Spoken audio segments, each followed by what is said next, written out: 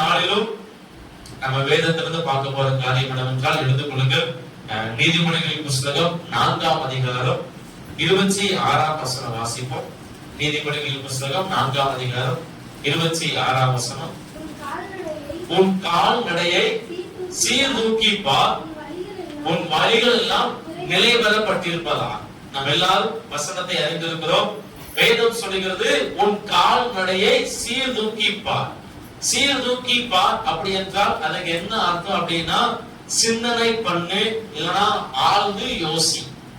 அப்ப நம்முடைய நடைகளை குறித்ததான ஒரு சிந்தனை நம்மகிட்ட என்ன செய்யணும், இருக்கணும். அப்ப நம்முடைய நடைகள் எப்படி இருக்கிறது? நடைகள் அப்படி என்றால் நம்முடைய வாழ்க்கை முறை, நம்முடைய செயல்பாடுகள், நம்முடைய பழக்க வழக்கங்கள், இதுதான் நம்முடைய நடைகள். அப்ப வேதம் சொல்லுகிறது உன் கால் நடையை சீர்தூக்கிப்பார். அப்படின்னா நம்முடைய வாழ்க்கையை குறித்ததான ஒரு சிந்தனை, நம்முடைய வாழ்க்கையை குறித்ததான ஒரு யோசனை நம்மிடத்தில் என்ன செய்யணும், இருக்கணும்.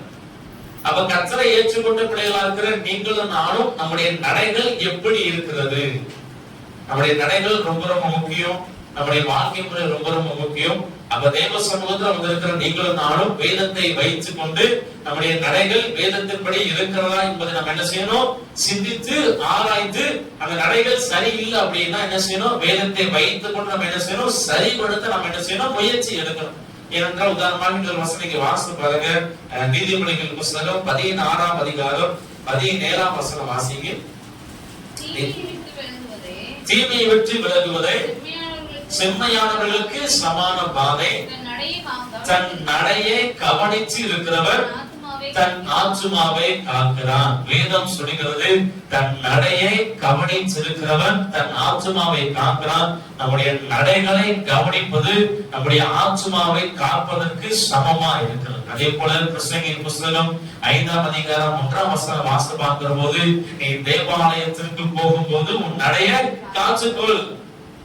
அப்ப இந்த நாளில ஆண்டவர் நம்மோட பேசுகிற ஒரு காரியம் என்னவென்றால், நம்முடைய நடைகளை சீர்தூக்கி பார்க்கணும். நம்முடைய வாழ்க்கை என்ன செய்யணும், சிந்தித்து பார்க்கணும். நம்முடைய வாழ்க்கை சரியா இருக்கிறதா, நம்முடைய செயல்பாடுகள் சரியா இருக்கிறதா, நம்முடைய குடும்பங்கள் சரியா இருக்கிறதா என்பதை என்ன செய்யணும், வேதத்தை வைத்துக் கொண்டு மற்ற குடும்பங்களை வைத்து பார்க்க கூடாது, மற்ற மனிதர்களை வைத்து பார்க்க கூடாது. என் வாழ்க்கை சரியா இருக்கிறதா என்பதை என்ன செய்யணும், கர்த்தருடைய வேதத்தை வைத்து என்ன செய்யணும், சரி பார்க்கணும்.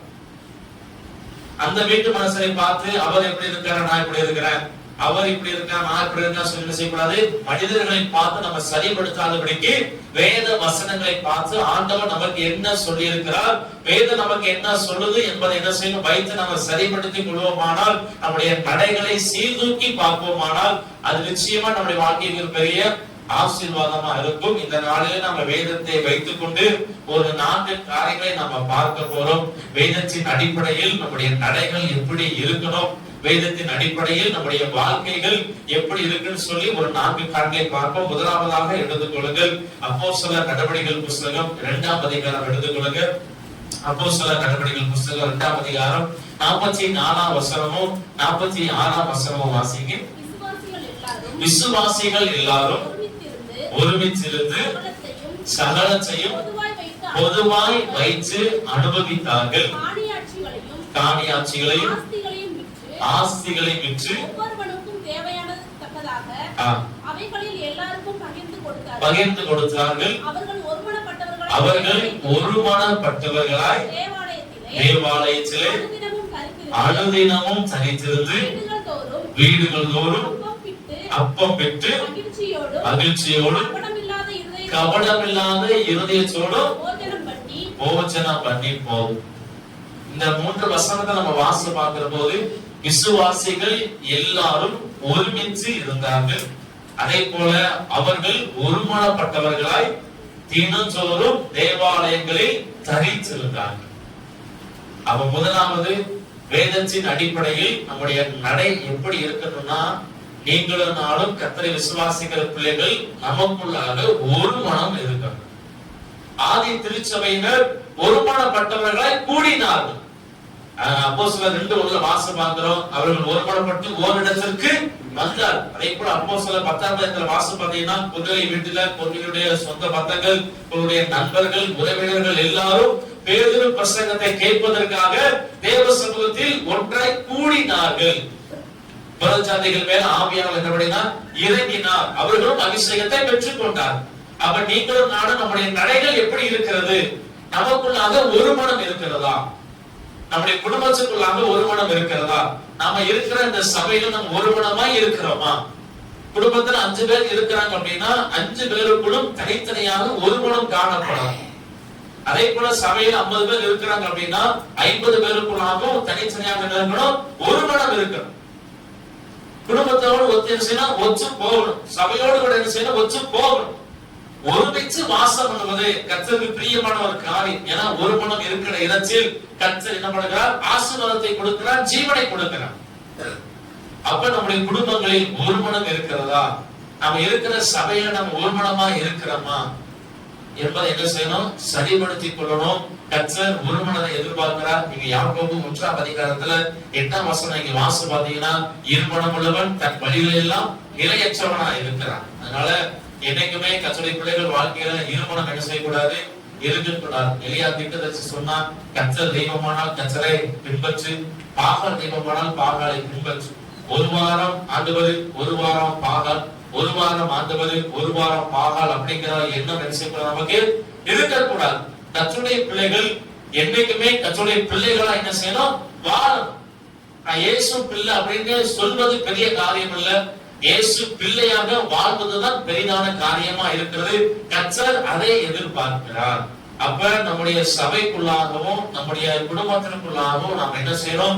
ஒரு மனம் உள்ள ஒரு நடக்கை நம்மிடத்தில் காணப்படணும்.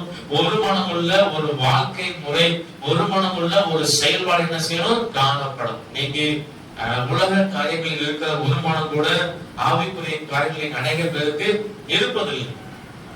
ஒரு 2-3 ஆண்டுக்கு முன்பதாக புதன்கிழமை நினைக்கிறேன், எப்பயுமே புதன்கிழமை வீட்டு கூட்டம் நடத்தும். அப்ப ஒரு பையன் இங்க நம்ம சர்ச்சுக்கு முன்னாடிதான் நின்றுட்டு இருந்தான். இல்ல என்ன வீட்டு கூட்டத்துக்கு கிளம்பலையா அப்படின்னு அவன் சொன்னா, இல்ல நான் வீட்டு கூட்டத்துக்கு வரல அப்படின்னா. ஏன்டா வீட்டு கூட்டத்துக்கு வரல அப்படின்னு இல்ல நாங்க அந்த வீட்டுக்கு போக மாட்டோம், எங்க வீட்டுக்கு அந்த வீட்டுக்கும் சண்டை, அதனால அப்பா என்ன செஞ்சாரு? போகக்கூடாதுன்னு சொல்லிட்டாரு அப்படின்னு. யார் சொல்றா? நம்ம சர்ச்சுக்கு வந்த ஒரு பையன் தான் சொன்னான், ஒரு 2-3 வருஷத்துக்கு முன்னாடி. அப்ப நம்முடைய வாழ்க்கையில ஒரு மனம் இருக்கும்.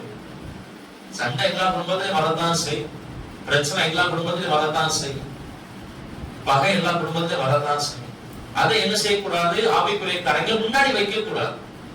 ஏன் வைக்க கூடாது அப்படின்னா, நீங்க 1 யோவான்ல வாசித்து பாத்தீங்கன்னா, சகோதரனை பகைக்கிறவன் மனுஷ கொலை பாதகனா இருக்கிறான், அவனுக்குள் நித்திய ஜீவன் இருக்காது. அப்ப மற்றவர்களே நம்ம பகைப்போம், அவங்க நமக்கு தீமை செய்திருக்கலாம், நம்ம தள்ளி இருக்கலாம், நம்மளை ஏமாத்திருக்கலாம், எது வேணாலும் பண்ணிருக்கலாம். ஆனா நம்ம சகோதரனை பகைக்கிற போது, ஒரு பகை உணவு இருக்கிற போது அது கொலை செய்வதற்கு சமம். வேதம் அதான் சொல்லுகிறது, சகோதரனை பகைக்கிறவன் மனுஷ கொலை பாதகனா இருக்கிறான். நம்ம இந்தியா தேசத்துல ஒரு மனிதனை கொலை பண்ணினால் ஒண்ணு ஆயுத தண்டனை கொடுப்பாங்க, இல்லைன்னா தூக்குல போடுவாங்க. இதான் தண்டனை நம்முடைய தேசத்துல ஒரு மனிதனை கொலை செய்கிற போது. அப்ப அதற்கு சமமா என்ன இருக்கு? சகோதரனை பகைக்கிற ஒரு காரியம். கர்த்தருடைய பிள்ளைகள் வாழ்க்கையில எது நடந்தாலும் என்ன நடந்தாலும் நாம கர்த்தருக்குள்ளாக இருக்கணும், நித்திய ஜீவனை சுதந்திரிக்கணும். அப்படின்னா நம்முடைய நடக்க என்ன செய்யணும்? வேதத்தின்படி இருக்கணும். அவங்க என்ன வேணாலும் பண்ணியிருக்கலாம், அது நமக்கு பெரிதான காரியம் இல்ல. ஆனா நம்முடைய இருதயத்துக்குள்ளாக அந்த என்ன செய்யக்கூடாது? வரக்கூடாது. வேதம் அதான் நமக்கு கற்றுக் கொடுக்கும். அப்ப நம்முடைய வாழ்க்கையில முதலாவதாக கர்த்தர் எதிர்பார்க்கிற ஒரு நடக்கை என்ன அப்படின்னா, நமக்குள்ளாக ஒரு மனம் காணப்படணும், குடும்பத்துக்குள்ளாக ஒரு மனம் காணப்படணும், சபைக்குள்ளாக ஒரு மனம் காணப்படணும். ஒருவர் முகத்தை திருப்பி என்ன செய்யக்கூடாது? போகக்கூடாது. நிறைய ஊழியர் சொல்றதை நம்ம கேட்டிருக்கோம், அந்த குடும்பம் வந்து நான் சபைக்கு வர மாட்டேன் அப்படின்னு நிறைய பேர் சொல்லி இருக்கிறார். அந்த நிலைமையில அநேக திருச்சபைகள் போய்கொண்டிருக்கிறது. அப்ப அதே ஊழியர் கேட்பாரு, பரலோகத்துக்கு அவங்க போனா நீங்க போக மாட்டேன்னு சொல்லுவீங்களா? அதுக்கு அது எப்படி முடியும் அப்படிமா? அப்ப உலகத்துல இருக்கிற நாட்களில நம்முடைய நடையை சரிபடுத்திக் கொள்ளும். ஏனென்றால் நான் வந்து அப்படி இருக்கேன்னா அது எனக்கு தான் நஷ்டத்தை என்ன செய்யும்? கொண்டு போறோம். அப்ப முதலாவதாக கர்த்தர் எதிர்பார்க்கிற காரியம் என்னவென்றால் வேதத்தின்படி நம்முடைய நடக்க எப்படி இருக்கிறது, விசுவாசிகள் எல்லாரும் ஒருமிச்சு எல்லாவற்றையும் பொதுவாய் வைத்து அனுபவித்தார்கள். பணக்காரனோ ஏழையா எல்லாரும் என்ன பண்ணாங்க, தங்களுக்கு முன்னாடி எல்லா காணியாட்சிகளை நிலங்களை சபையில கொண்டு வந்து அப்போஸ்தலர் பாதத்துல வைத்து எல்லாம் என்ன பண்ணாங்க, சரிசமமாய் பகிர்ந்து கொண்டு வாழ்ந்தார்கள்.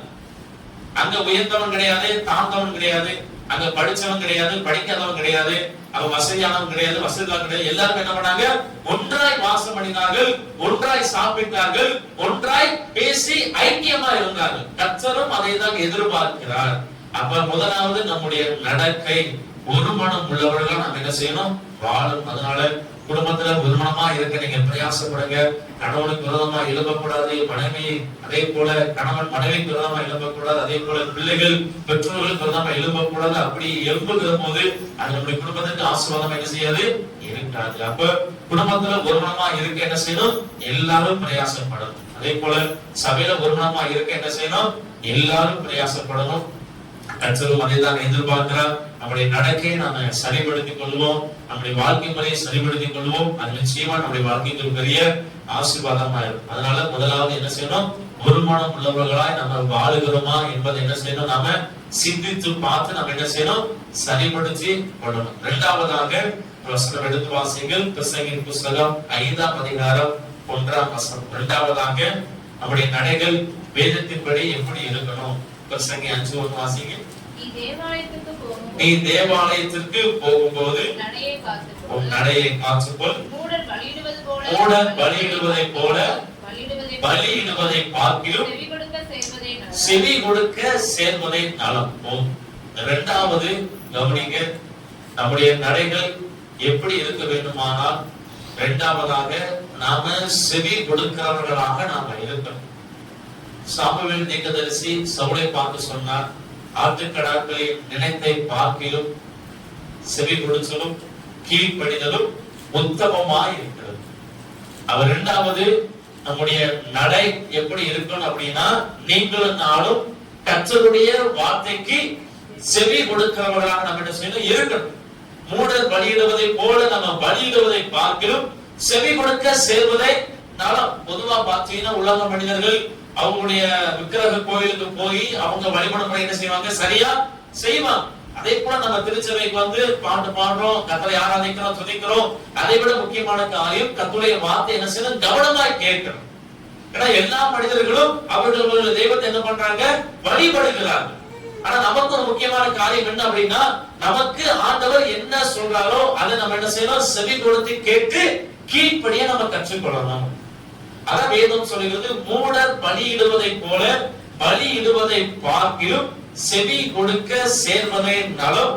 தேவ சமூகத்தில் வந்தாச்சு அப்படின்னா அது எந்த இடமா இருந்தாலும் கர்த்தருடைய வார்த்தைக்கு என்ன செய்யணும், நம்ம கவனமா கேட்கணும். ஏன்னா உபாகமம் 28:1 சொல்லுகிறது, கர்த்தருடைய வார்த்தைக்கு நீ உண்மையாய் செவி கொடுப்பாய், ஆனால் பூமியில் உள்ள சகல ஜாதிகளிலும் முன்னே மேன்மையாக வைப்பேன் அப்படின்னு ஆண்டவர் சொல்லி இருக்கிறார். அப்ப நீங்களும் நானும் உண்மையாய் கர்த்தருடைய வார்த்தையை நாம கேட்கிறோமா என்பதை நம்ம என்ன செய்யணும், சிந்தித்து பார்க்கணும். நாம செவி கொடுக்கிறவர்களாக நம்ம என்ன செய்யணும், இருக்கணும். பொதுவாக பாத்தீங்கன்னா இடைப்பட்ட நாட்களில யூடியூப்ல ஒரு செய்தி ஒண்ணு கேட்டேன். அதுல ஒரு தேவ ஊழியர் சொன்னார், இன்னைக்கு இருக்கிற சபையில இருக்கிற விசுவாசிகள் என்ன பண்றாங்க அப்படின்னா, இன்னைக்கு வீட்டுல நிறைய பேரு பண்டு விலைக்கு மூச்சை கழுவி பவுடர் போட்டு எண்ணெய் தேய்ச்சு குளிச்சுட்டு டீ எல்லாம் குடிச்சுட்டு என்ன பண்றாங்க, சபையில வந்து தூங்கிட்டு இருக்கிறாங்க. பொதுவா தூக்கம் போகணும் அப்படின்னா, எனக்கெல்லாம் தூக்கம் போகணும் அப்படின்னா எஞ்சி பல்லு வலிக்க என்ன வராது, தூக்கம் வராது. நிறைய பேருக்கு எஞ்சி மூஞ்ச கிளம்புனா தூக்கம் வராது. நிறைய பேருக்கு எஞ்சி டீ குடிச்சா என்ன வராது, தூக்கம் வராது. நிறைய பேருக்கு குளிச்சுட்டா தூக்கம் வராது. ஆனா எல்லாமே செஞ்சுட்டு சபைக்குள்ள வந்து என்ன பண்ணிட்டு இருக்கிறாங்க, தூங்கிட்டு இருக்கிறாங்க. அப்ப அந்த ஊழியர் கேட்டா, நம்ம சபைக்குள்ள மட்டும் எப்படிப்பா தூக்கம் வருது? சபை 2 மணி நேரம் நடக்கு, பிரசங்கம் 30 நிமிஷம் நடக்கு. அப்ப அந்த 30 நிமிஷம் என்ன செய்ய முடியாது, நீங்க நிறைய பேர் கர்த்தருடைய வார்த்தையை கேட்க முடியாத நிலைமைக்கு அநேக திருச்சபைகள் போய்கொண்டு இருக்கிறது. முன்னாடி இருந்த பிரசங்கம் நீங்க ரொம்ப ரொம்ப குறைஞ்சிருச்சு. முன்னாடி எல்லாம் மணிக்கணக்கா என்ன பண்ணுவாங்க, பிரசங்கத்தை கேட்பாங்க. ஆனா இப்ப மணிக்கணக்கால என்ன செய்ய முடியாது, பேச முடியாது. நேரத்தை கொஞ்சம் என்ன பண்ணுங்க, சுருக்கிருங்க. பிரசங்கம் என்ன செய்யணும், கொஞ்சமா இருக்கு. என்னத்தை பேசணும், என்னத்தை கேட்க போறோம் அப்படிங்கிற நிலைமைக்கு இன்னைக்கு அதிகமா பெருகிடுச்சு. இன்னைக்கு அநேக கிறிஸ்தவம் அப்படி மாறி போயிட்டாங்க. வேதம் சொல்லுகிறது உண்மையாய் கர்த்தருடைய வார்த்தைக்கு நம்ம என்ன செய்யணும்? கொஞ்ச நேரமா இருந்தாலும் அதிக நேரமா இருந்தாலும் என்ன செய்யணும்? முழுமையாக கர்த்தருடைய வார்த்தையை நம்ம என்ன செய்யணும்? கேட்கிறவர்களா இருக்கணும். ஏன்னா வேதம் சொல்லுகிறது என் வசனத்துக்கு நடுங்குகிறவனை என்ன செய்வேன்? நோக்கி பார்ப்பேன். கர்த்தருடைய வார்த்தை விளையிற பெற்றது. கர்த்தருடைய வார்த்தை ஜீவன் உள்ளது என்று வேதம் நமக்கு கற்றுக் கொடுக்கும். ஆண்டவர் எல்லாத்தையும் என்ன செய்ய மாட்டாரு? பேச மாட்டார். அதனால ஆண்டவர் நம்மோடு கூட பேசுகிறார். அந்த வார்த்தைகள் நம்ம என்ன செய்யணும்? கவனமாய் செவி கொடுக்கணும். செவி கொடுக்கிறவர்களா நம்ம என்ன செய்யணும்? வாழணும். அதே போல இன்னொரு வசனத்தை வாசிங்க.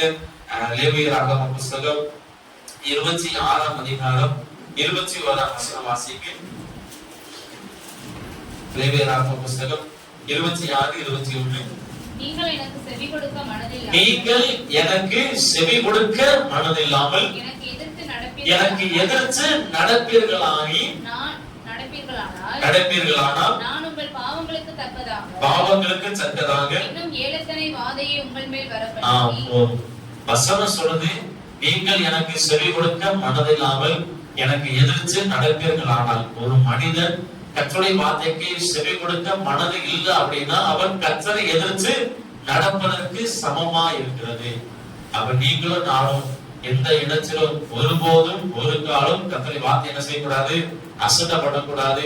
என்னைக்கும் ஒரு நாளும் ஒரு காலம் கர்த்தருடைய வார்த்தை என்ன செய்யக்கூடாது? உதாசீனப்படுத்தக்கூடாது.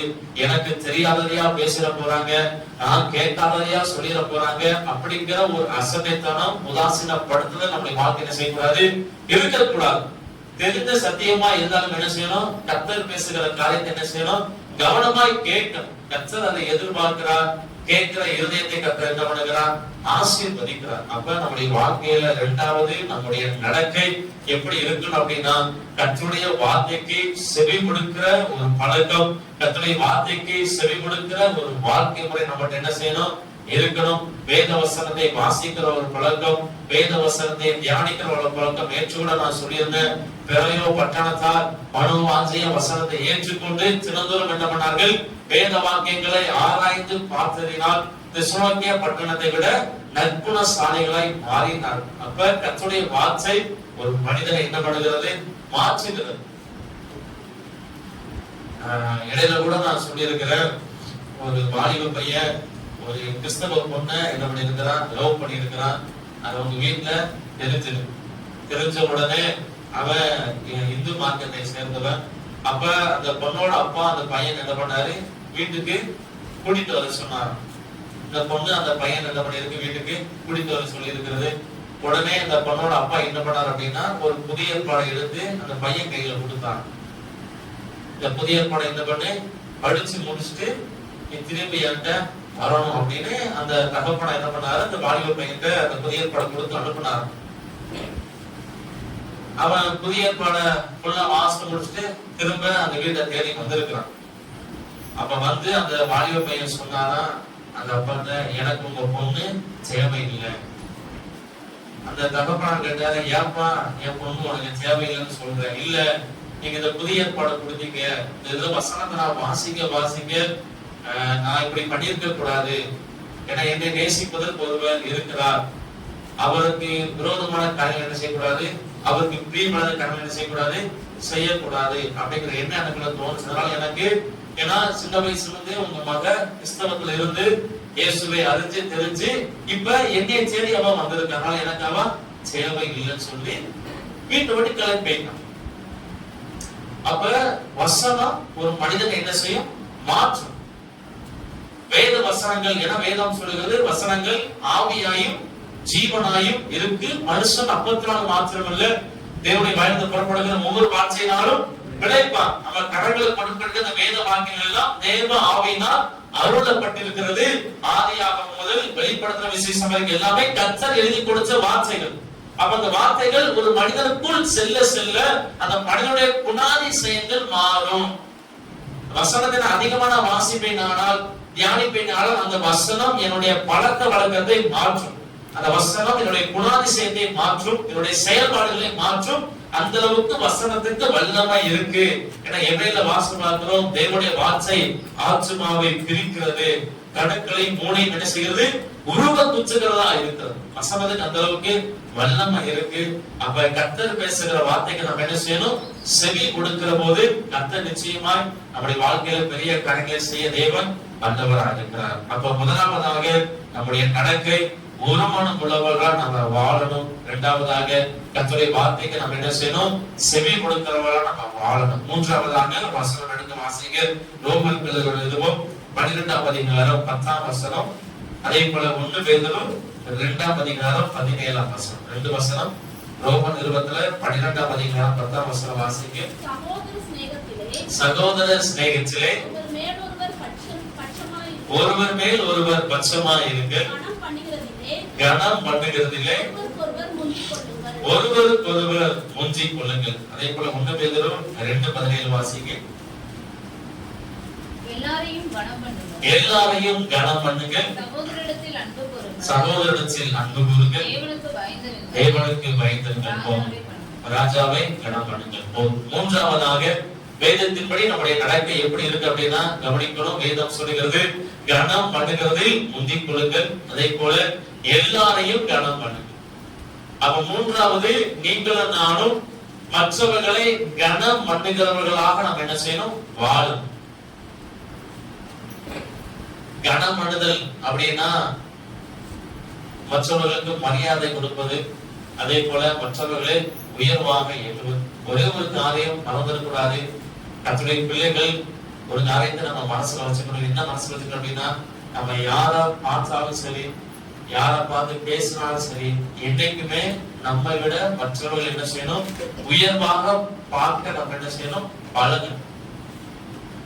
சின்ன வயசோ இல்ல பெரிய வயசோ, பணக்காரனோ ஏழையோ, படிச்சவனோ படிக்காதவனோ, யாரா இருந்தாலும் கர்த்தருடைய பிள்ளைகள் மற்றவர்கள் என்ன செய்யணுமா? உயர்வாகத்தான் பார்க்கிறோம், மற்றவர்களை உயர்வாகத்தான் பேசணும், மற்றவர்களை உயர்வாகத்தான் எண்ணம். உதாரணமாக ஒரு வசனம் வாசி பாருங்க. ஆதியாகம புத்தகம் 16ஆம் அதிகாரம் 4ஆம் வசனம் வாசிங்க. ஆதியாகமம் 16:4. அவன் ஆகாரோடே சேர்ந்தபோது அவள் கற்பம் தரித்தாள்.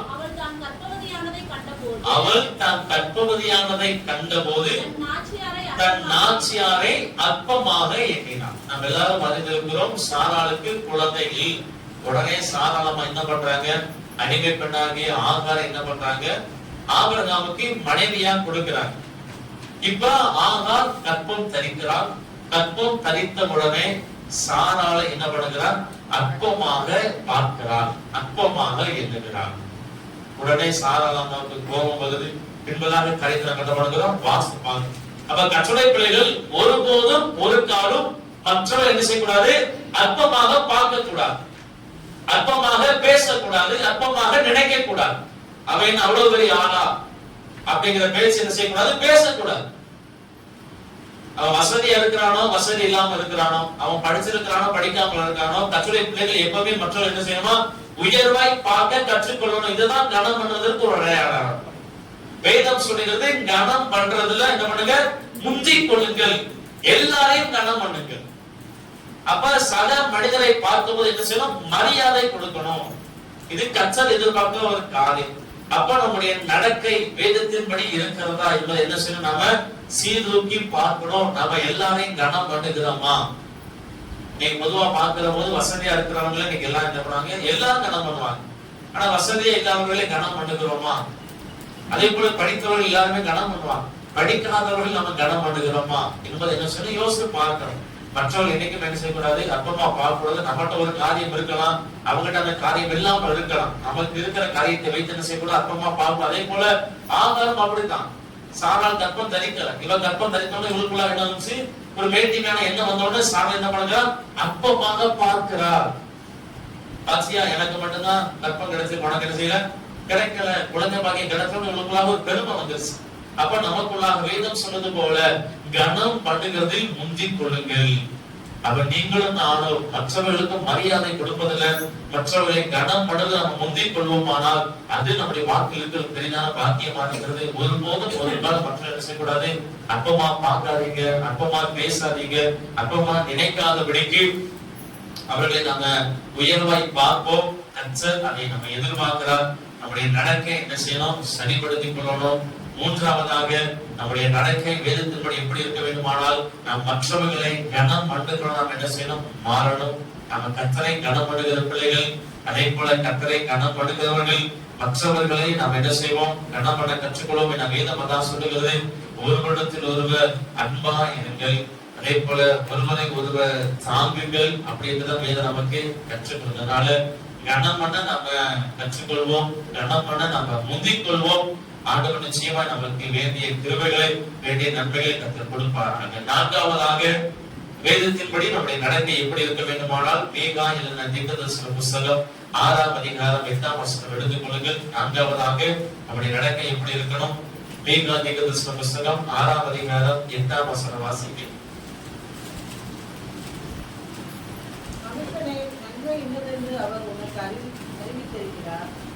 அறிவித்திருக்கிறார். நியாயம் செய்து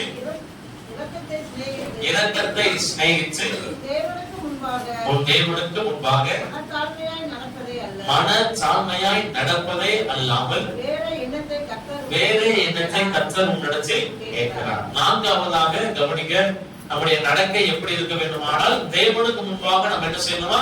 தாழ்மை உள்ளவர்களா இருக்கணும். வேதம் சொல்லுகிறது மனத்தாழ்மையாய் இருங்கள்.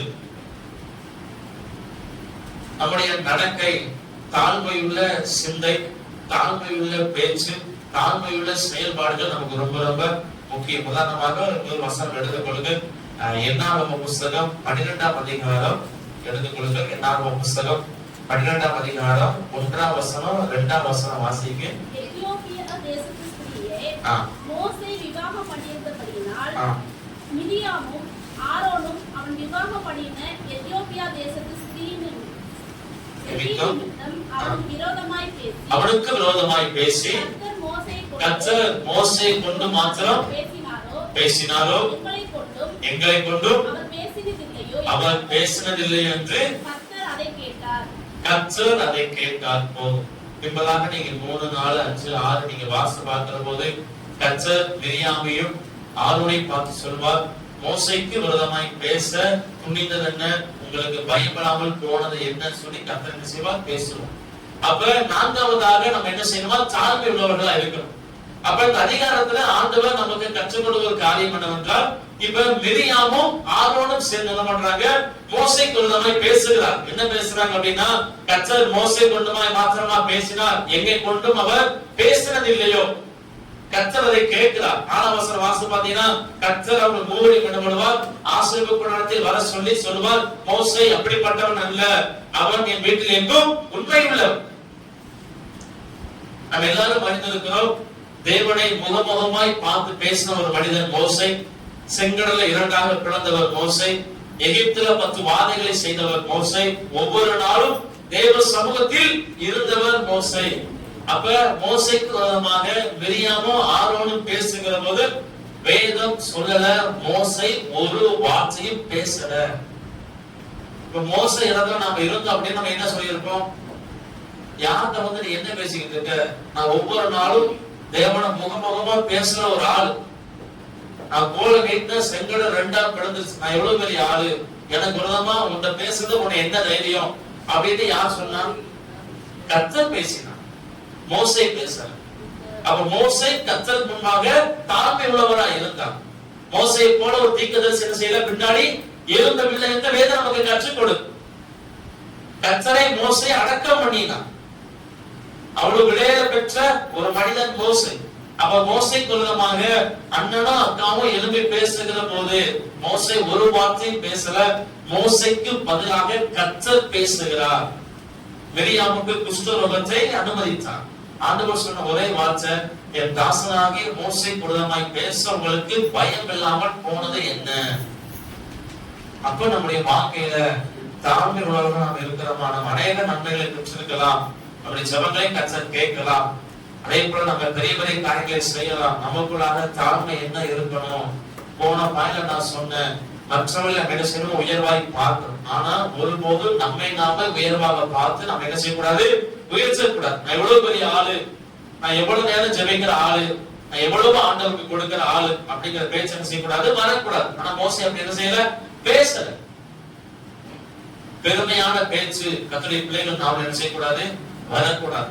வேட்டையான வார்த்தைகள் என்ன செய்யக்கூடாது, வரக்கூடாது. நம்ம ஒண்ணும் இல்ல, கர்த்தர் எனக்கு நன்மை செய்தார், கர்த்தர் எனக்கு உதவி செய்தார், அதனாலதான் இந்த காரியத்தினால செய்ய முடிந்தது, கர்த்தருடைய கிருபை எனக்கு தாங்கியிருக்கிறதா ஜீவனோடு இருக்கிற அப்படிங்கிற கர்த்தரை முன்பாக வைத்துக் கொண்டு நம்ம பேச நம்ம கற்றுக்கொள்வோமானால் அது நம்முடைய வாழ்க்கைக்கு பெரிய ஆசீர்வாதம். என்னைக்குமே வேதம் சொன்னது போல மேன்மை பாராட்டுகிறவன் கர்த்தரை குறித்து மேன்மை பாராட்ட கடவன்.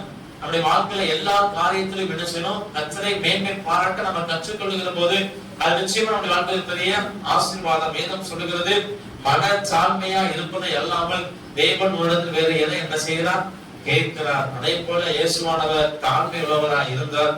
நீங்களும் நானும் என்ன செய்யணும், நம்முடைய நடக்கை எல்லாவற்றிலும் என்ன செய்யணும், தாழ்மையா இருக்க நாம பிரயாசப்படணும். நான்காவதாக நம்முடைய நடக்கை வேதத்தின் படிதான் இருக்கிறதா என்பதை என்ன செய்ய நாம சீர்தூக்கி பார்க்கணும், சிந்தித்து பார்க்கணும். நம்முடைய நடக்கை எப்படி இருக்கிறது, நம்முடைய வாழ்க்கை எப்படி இருக்கிறது, நாங்க தாழ்மையா இருக்கிறோமா, தாழ்மையான பேசுகிறோமா, தாழ்மையான சிந்தை நம்மிடத்தில் இருக்கிறதா.